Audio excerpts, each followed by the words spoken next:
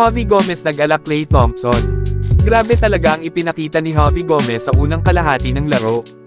Kung titignan mo, parang nag-aala Klay Thompson si Javi, sa bawat pagkakataon na binigyan siya ng space sa tres, parang automatic na papasok.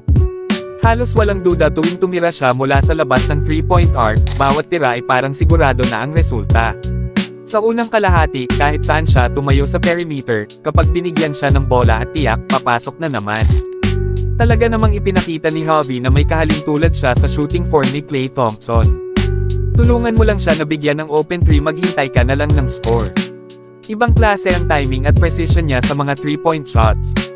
Kung ikaw ang kalaban, mahihirapan kang pigilan siya, lalo na kung maiiwanan mo siya ng open space. Sayang nga lang at pagdating ng second half, nahirapan si Javi. Hindi na siya pukol sa 3-point line, dahil hindi na siya masyadong napapasahan ng mga kakampi niya, kahit marami pa rin siyang open shots. May mga pagkakataong maganda ang posisyon niya para mag-press, pero parang hindi na siya napapansin sa court. Kung nagpatuloy ang magandang shooting niya sa second half, malaki ang posibilidad na makabawas siya sa kalamangan ng kalaban. Sayang, kasi malaking bagay sana ang bawat 3-point shot para matulungan ang koponan sa pagtatangkang makahabol o makabawi sa laro.